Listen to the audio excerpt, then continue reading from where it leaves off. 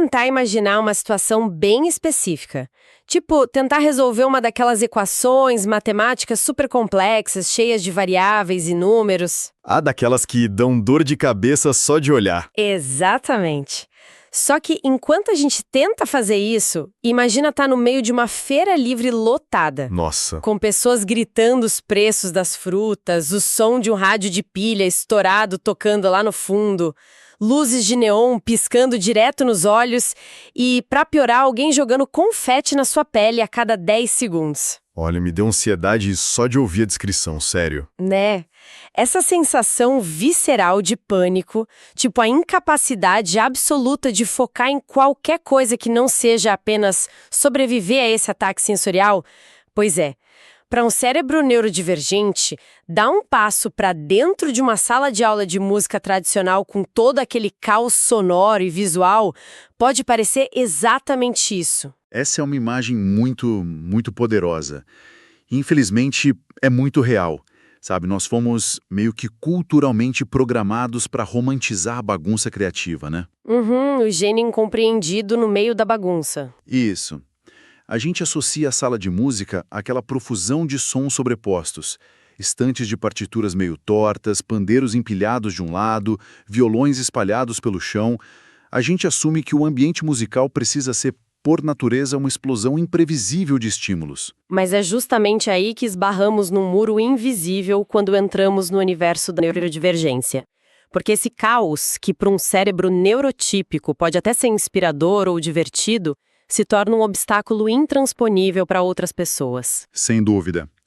E é por isso que o nosso mergulho profundo de hoje é tão essencial. Com certeza, nós estamos explorando as páginas de um material fascinante hoje. É uma apostila do curso chamado Melodias que Transformam, musicalização adaptada para TEA e Síndrome de Down, que foi desenvolvido por Newton César de Almeida. Um material excelente, diga-se de passagem. Demais, fiquei muito impressionada lendo.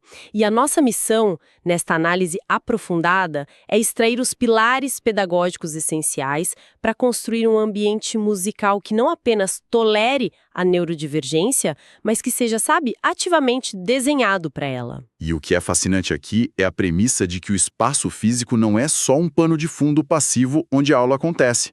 O espaço é, na verdade, um coterapeuta silencioso.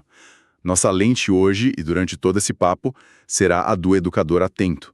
Tipo, como nós podemos avaliar, adaptar e sustentar um ambiente para que ele atenda de forma bem precisa às necessidades sensoriais, cognitivas e motoras de quem está ali para aprender. Promovendo um desenvolvimento emocional e social que seja genuíno, né?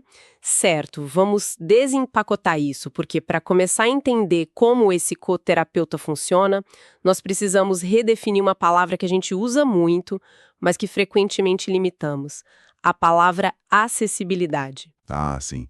Esse é o ponto de partida perfeito. E geralmente, quando se fala de acessibilidade, a imagem que vem na cabeça é logo uma rampa de concreto, uma porta mais larga, um elevador, aquelas barreiras físicas clássicas.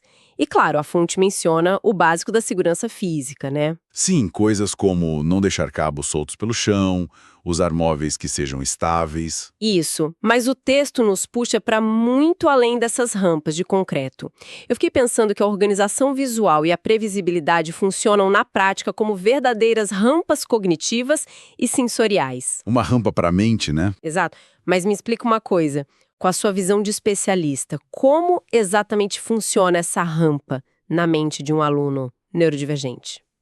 Olha, para entender a rampa cognitiva, a gente precisa antes entender o degrau invisível. Degrau invisível. Gostei do termo. Pensa assim, quando falamos de transtorno do espectro autista, o TEA, ou da síndrome de Down, nesse contexto escolar ou terapêutico, estamos frequentemente lidando com sistemas nervosos que processam o mundo de uma maneira diferente. No caso de muitos indivíduos no espectro autista, o filtro sensorial do cérebro funciona de um jeito muito peculiar.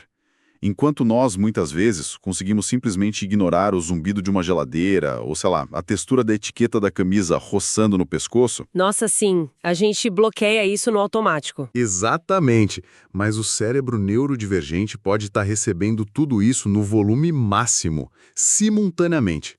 Então, o degrau invisível é essa sobrecarga sensorial. E no caso da síndrome de Down, pode haver um tempo de processamento cognitivo um pouco maior para lidar com abstrações. Entendi. Então o ambiente precisa compensar isso. Perfeito. Portanto, a tal da rampa cognitiva é a tradução desse caos abstrato em uma estrutura visual concreta, palpável e, acima de tudo, muito segura. Segurança. Essa é uma palavra que o texto martela bastante, eu percebi. Mas eu imagino que não seja apenas sobre não tropeçar no cabo do microfone ou numa estante de partitura, certo? De forma alguma. A segurança física é o piso. Claro que exige-se uso de materiais atóxicos, resistentes, já que muitos instrumentos podem ser levados à boca ou até arremessados num momento de frustração. Mas o teto dessa estrutura é a segurança emocional. Segurança emocional no espaço físico. Como assim? O espaço precisa meio que estabelecer um diálogo com quem entra nele. Sabe? Antes mesmo de o educador dar um bom dia, a sala precisa comunicar silenciosamente algo do tipo: aqui você sabe o que vai acontecer. Aqui você tem controle. Aqui não há surpresas ruins. Nossa, que perspectiva bonita. É um ambiente que atua como um facilitador de autonomia. Peraí, deixa eu fazer o papel de advogada do diabo agora. Porque isso levanta um conflito interessante na minha cabeça. Manda ver. A música, na sua essência mais pura, é sobre expressão livre, não é? É sobre improviso, sobre sentir o momento, ser espontâneo, errar e tentar de novo. Se nós pegamos esse espaço e o transformamos em algo altamente previsível, milimetricamente rotineiro, cheio de regras visuais, isso não acaba asfixiando a criatividade? A gente não corre o risco de transformar a musicalização numa linha de montagem super mecânica? Essa é uma ponderação excelente e super comum, na verdade, entre educadores que estão começando nessa área. Mas a ciência cognitiva por trás de como mentes com TEA ou síndrome de Down processam informações nos mostra que a realidade é exatamente o oposto disso. É quase contraintuitivo. Acha mesmo? Sim, porque para esses alunos a previsibilidade não é uma gaiola, sabe? Ela é a chave que destranca a porta da exploração criativa. Como assim? Como é que regras geram liberdade? Pensa na biologia estresse. Se um aluno entra numa sala que é caótica, sem saber o que esperar, sem saber onde as coisas estão, ou pior, qual som alto vai explodir do outro lado da sala a qualquer momento, o sistema nervoso simpático dele dispara. Ele entra direto no modo de lutar ou fugir. Ah, entendi. Fica em alerta total. Total. Toda a energia mental, o que a gente chama de carga cognitiva, é sequestrada para tentar processar esse caos e se defender da imprevisibilidade. Nesse estado de alerta máximo, o cérebro está focado em sobreviver. Não sobra absolutamente nenhum espaço na memória RAM do cérebro, por assim dizer, para compor uma melodia, bater um tambor no ritmo ou explorar a própria voz. Ah, isso faz muito sentido. É o que eu comentei lá na nossa abertura, né?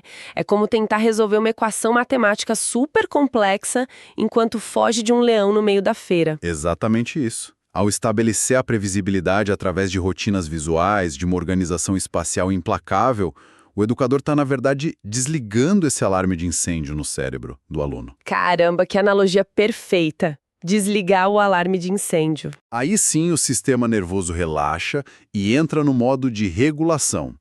É apenas nesse estado de relaxamento, quando o aluno sabe exatamente quais são as regras do jogo e onde está cada peça, que a curiosidade e a criatividade podem finalmente florescer. E o material que a gente está analisando exemplifica isso detalhando a criação de zonas delimitadas dentro da sala. Então o espaço não é só um borrão genérico onde tudo acontece em qualquer lugar. Não, de jeito nenhum. A sala é literalmente mapeada. Existe um canto específico e visualmente muito claro só para os instrumentos de percussão. Aí tem uma mesa apenas para as atividades de construção e colagem de instrumentos recicláveis, por exemplo. E, de forma muito vital, uma área de relaxamento ou descompressão. Ah, o cantinho da calma. Isso.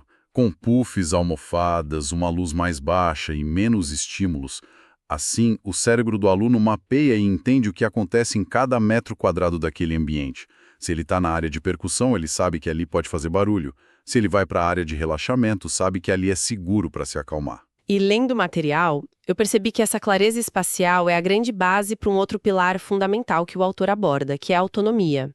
Exato. Andam de mãos dadas. O texto foca demais na ideia do acesso direto. Por exemplo, colocar os instrumentos nas prateleiras mais baixas, sabe? Sem aquelas portas pesadas de armário. E usar recipientes ou caixas que sejam super fáceis de abrir. Para não criar barreiras físicas na hora do interesse. Sim, mas tem um conceito ali que eu achei brilhante, que é sobre oferecer opções claras para evitar algo que o autor chama de sobrecarga decisória. Quando eu li isso, me lembrou muito a sensação de ir a um restaurante com um cardápio de, 30 páginas. Nossa, sim, a gente fica perdido. A gente fica paralisada, sem saber o que pedir, começa a suar frio e acaba frustrada pedindo a mesma coisa de sempre. Imagino que colocar 50 instrumentos diferentes na frente de uma criança neurodivergente de uma vez só cause exatamente o mesmo efeito. A analogia do cardápio é perfeita para isso. A paralisia da análise é um fenômeno muito real e documentado. Se o educador, na melhor das intenções, despeja uma caixa gigante com dezenas de chocalhos, sinos, tambores e clavas, tudo misturado ali no chão, ele acha que está oferecendo uma liberdade de escolha incrível. Parece super estimulante. Parece, mas na verdade ele está exigindo um esforço cognitivo imenso de triagem visual e tomada de decisão.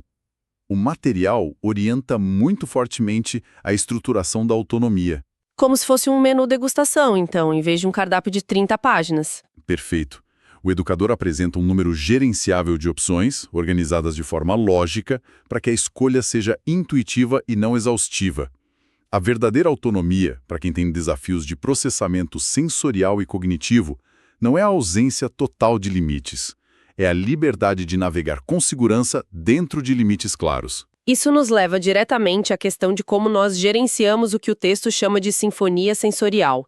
Porque, vamos ser honestos, não importa o quão maravilhosa e organizada seja a prateleira, a música, por definição, produção. Produz, e muito. Produz vibração.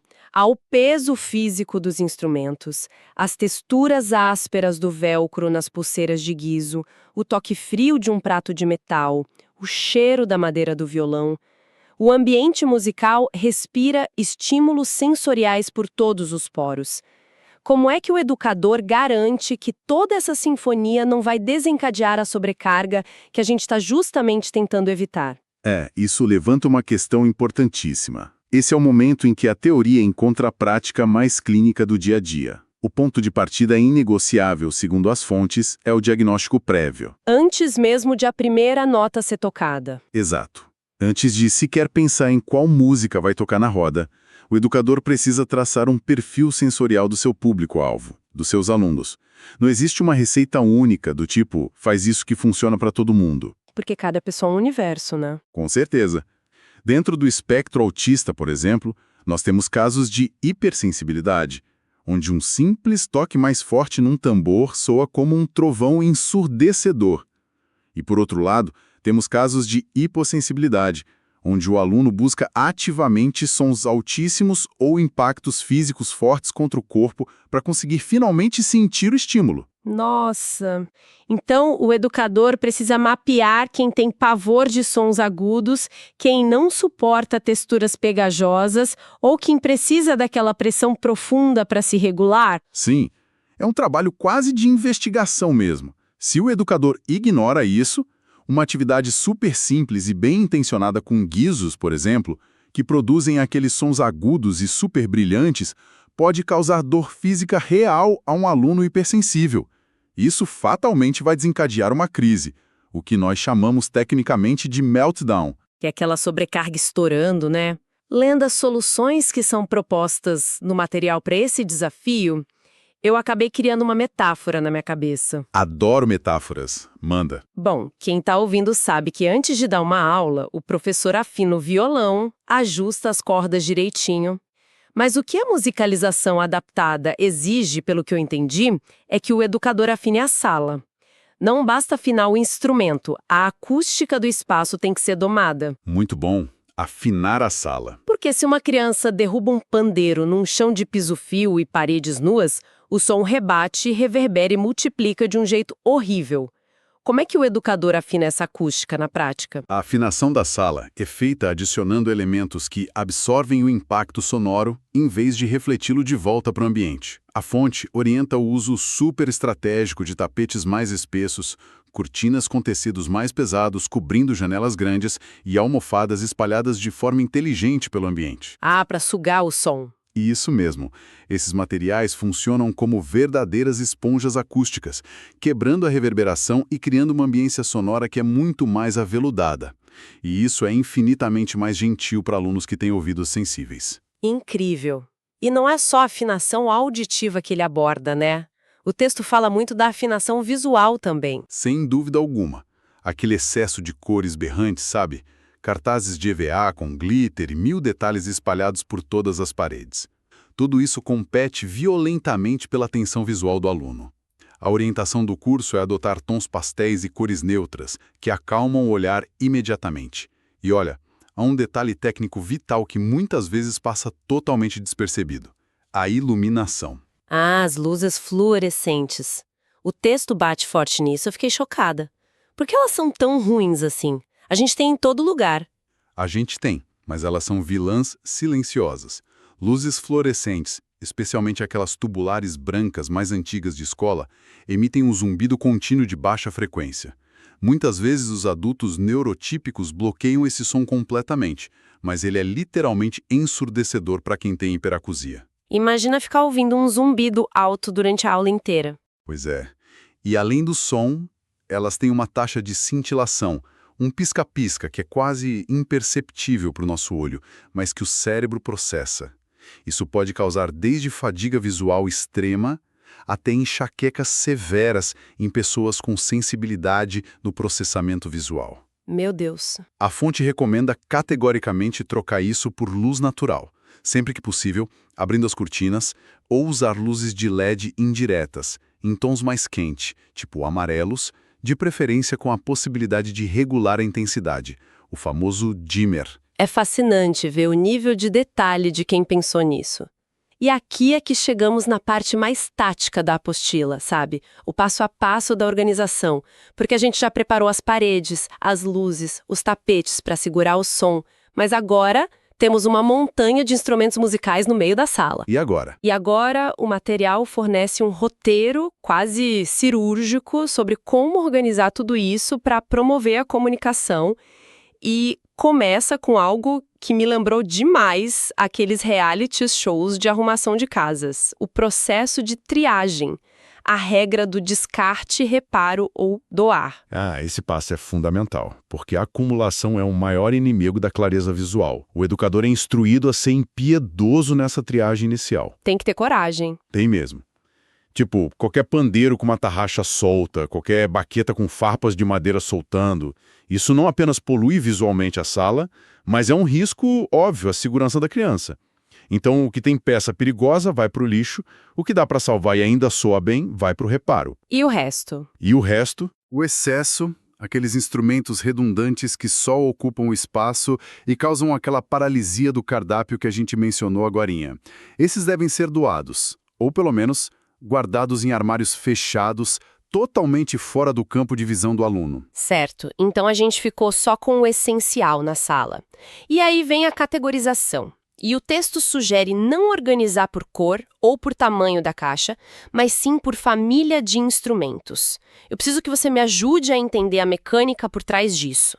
Por que agrupar pelo som é melhor? Vamos pensar na lógica cognitiva da coisa. Se você organiza os instrumentos pela cor e coloca um tambor vermelho gigante logo ao lado de um chocalho vermelho minúsculo, você criou uma categoria que é estética. Ok, mas ela é cognitivamente inútil para o propósito da música. Ah, faz sentido. Quando o aluno quiser produzir uma batida forte, ele não vai procurar algo vermelho na sala. Ele vai procurar algo que bata. Ao agrupar por família sonora tipo percussão de mão numa prateleira aqui, percussão de pele com baquetas em outra ali, instrumentos de sopro a colar, o educador ajuda o aluno a construir um mapa mental sonoro. O ambiente passa a ter bairros lógicos. Bairros lógicos. O bairro dos sons que chacoalham, o bairro dos sons que a gente assopra. Exatamente isso. Mas olha, a verdadeira mágica, na minha opinião, aquilo que transforma prateleiras normais num mapa que ativamente se comunica com o aluno, são os rótulos. E a gente não está falando de pegar uma fita crepe e escrever com canetinha de qualquer jeito, né? Longe disso. Existe toda uma ciência da rotulagem acessível apresentada nesse curso. Como é que funciona essa linguagem visual que o texto propõe? A acessibilidade cognitiva demanda que a informação seja decodificada instantaneamente pelo cérebro, com o mínimo de fricção possível. Para alunos não verbalizados ou que ainda não desenvolveram a leitura convencional, a palavra escrita ali na caixa não significa absolutamente nada. Nesses casos, o material recomenda fortemente o uso de fotografias reais dos instrumentos nas caixas. Uma foto do próprio objeto, então? Isso. Uma foto nítida e bem iluminada daquele pandeiro exato colada na caixa daquele pandeiro. É a relação direta mais simples que existe. O objeto e a sua imagem exata. Mas também podemos usar pictogramas, que elevam essa comunicação para um nível um pouquinho mais abstrato e padronizado. O texto cita algumas bibliotecas de pictogramas bem específicas, né? Tipo o PCS e o Arasac, se eu não me engano. Exatamente. O Arasaec, por exemplo, é um portal aragonês de comunicação aumentativa e alternativa que é amplamente utilizado no mundo todo. É uma ferramenta incrível.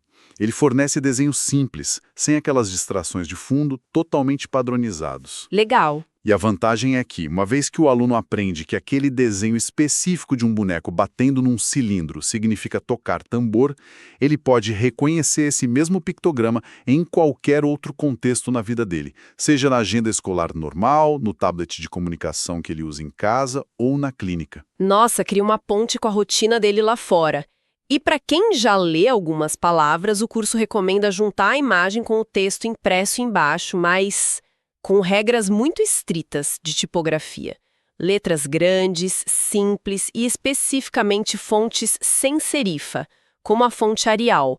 Qual é o grande problema das serifas? As serifas são aqueles pequenos traços de acabamento que ficam nas pontinhas das letras. São muito comuns em livros e jornais impressos, tipo a famosa fonte Times New Roman. Para nós, com cérebros neurotípicos, elas meio que ajudam a guiar os nossos olhos ao longo da linha de leitura. Mas para indivíduos com dislexia ou dificuldades de processamento visual, que, aliás, são muito comuns em comorbidade com o TEA, esses tracinhos extras são lidos como puro ruído visual. Eles atrapalham, então. Muito. Eles distorcem o contorno essencial da letra. Uma fonte sem serifa, que é mais reta e limpa, remove esse ruído, tornando a decodificação da palavra muito mais rápida e bem menos cansativa. Incrível como tudo é pensado.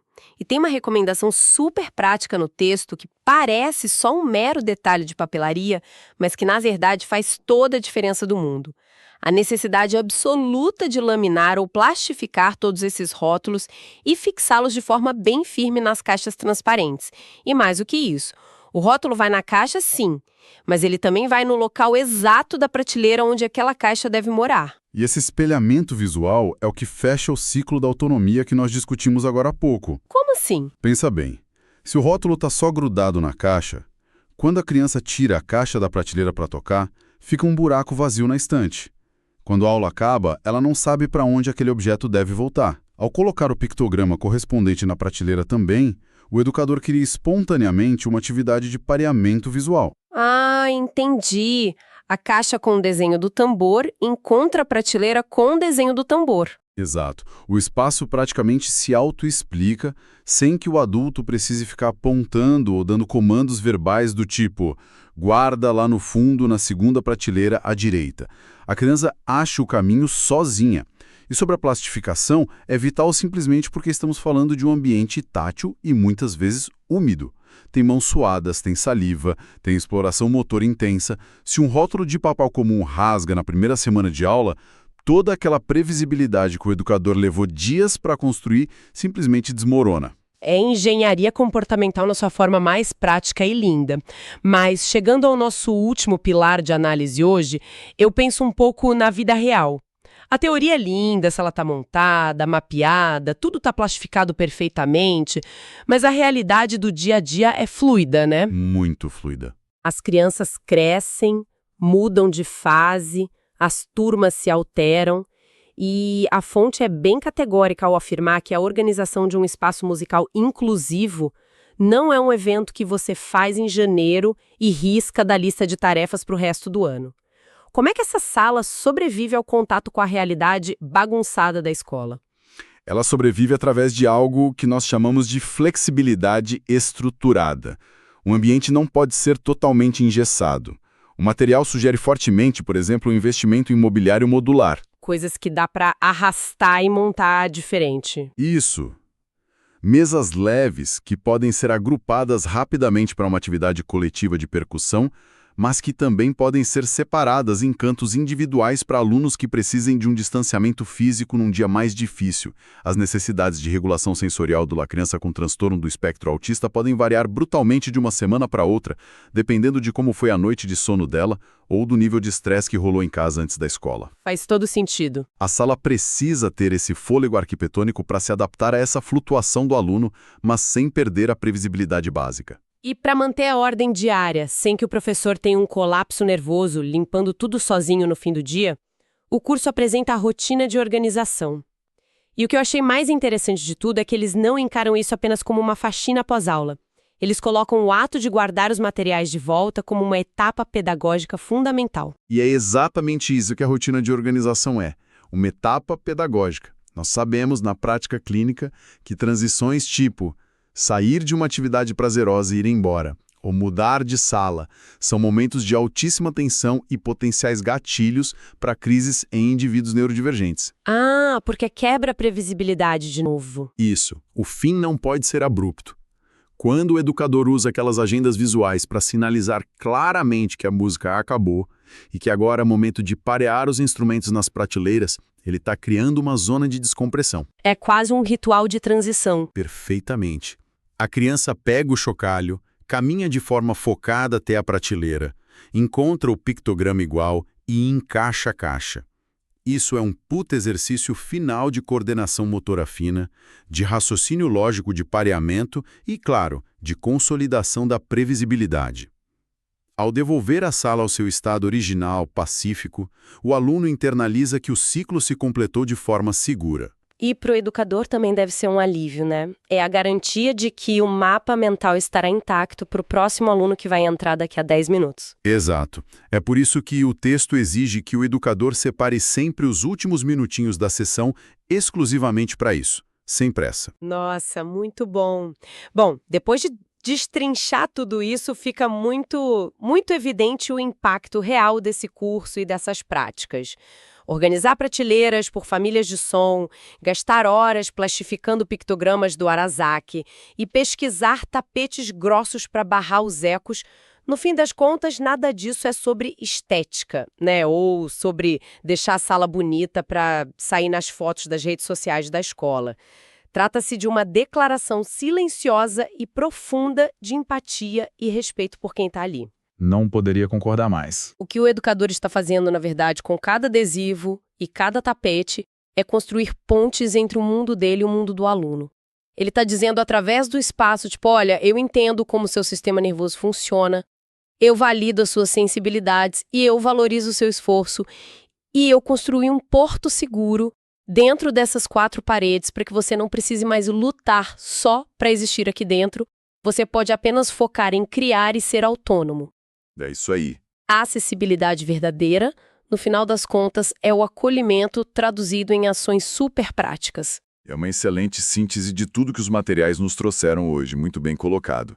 E para quem está acompanhando essa nossa análise, acho que é válido deixar uma provocação final que, na verdade, extrapola o universo da aula de música. Opa, adoro provocações finais, qual é? Nós acabamos de explorar como a eliminação cirúrgica do ruído visual, a redução intencional daquela sobrecarga de escolhas, o cuidado técnico com o impacto acústico e o uso de uma comunicação hiperclara e objetiva podem transformar completamente o ambiente. Isso diminui a ansiedade e permite que o cérebro funcione no seu potencial criativo máximo, seja ele neurodivergente ou não. Diante disso, a reflexão que fica é a seguinte: como é que a gente poderia pegar esses exatos mesmos princípios de previsibilidade e empatia sensorial e aplicá-los para reestruturar os nossos próprios ambientes diários?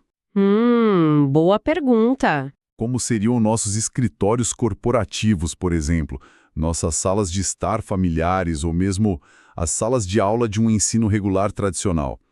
Se todos esses espaços fossem desenhados desde o começo com esse mesmo nível de respeito pelo funcionamento e pela capacidade de regulação de qualquer cérebro humano, a nossa sociedade não seria bem menos estressante e bem mais produtiva. Nossa, caramba!